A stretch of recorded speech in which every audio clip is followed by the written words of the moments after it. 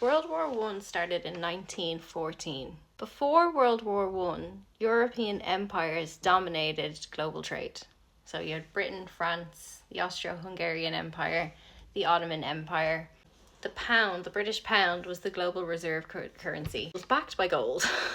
The Rothschild banking dynasty had massive influence over Britain, France, and Germany, and they had been financing their industrial expansions and wars with each other. American finance was rising, JP Morgan, Rockefeller, but it was still secondary to the London banks. And the Ottoman Empire controlled oil, which was blocking the French and the British ambition.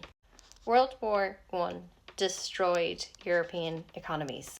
Britain borrowed $4 billion from US banks, and that shifted financial power to Wall Street. The Treaty of Versailles intentionally crushed the German economy.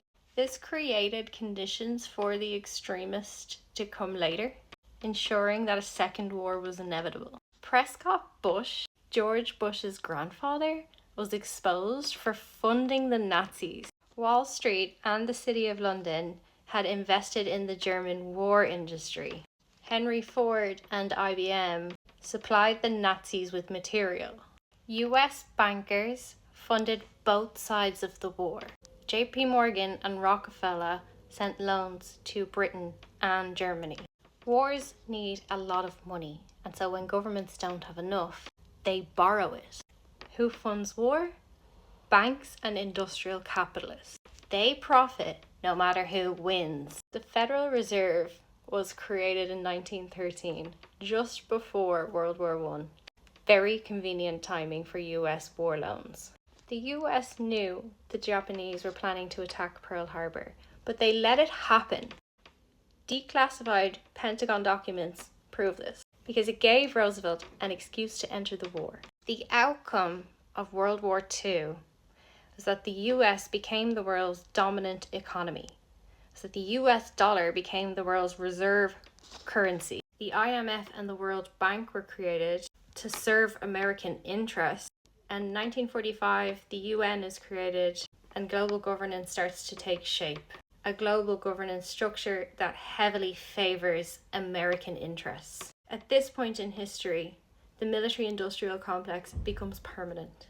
Endless war equals endless profits. The IMF and the World Bank claim that they're helping to develop countries, but what they actually do is trap nations in debt to the West, force privatization of government, cut social services in the name of austerity. All of these institutions allow the US to hold veto power. So if you don't have the US in agreement, it's not happening. That's not global governance, that's US hegemony. Countries have to adopt Western capitalism to receive aid from the World Bank or the IMF. The US uses its financial power to weaken its allies. Yes, its allies. It is a weapon against socialism, self-sufficiency, and any kind of non-Western economic growth.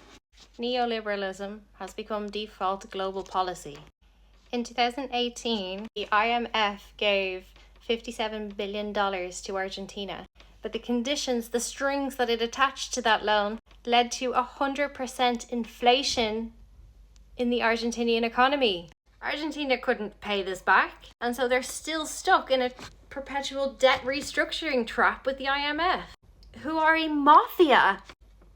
This was strategically planned for total imperial dominance. The end of World War II was the creation of the New World Order, where US is the only dominant superpower and the Soviet Union is controlled opposition, because the military-industrial complex is permanent. The Cold War ensured ongoing arms spending. The evidence suggests that these conflicts were not purely organic. These were engineered crises that allowed financial elites to consolidate even more global power to themselves. We know financial institutions funded both sides. We know that post-war reconstructions centralized economic and political power to the US. And we know that these wars destroyed old power structures like the Ottoman Empire that were in the way of Western imperial ambition. The war expansions justify mass surveillance, permanent militarization, centralized governance.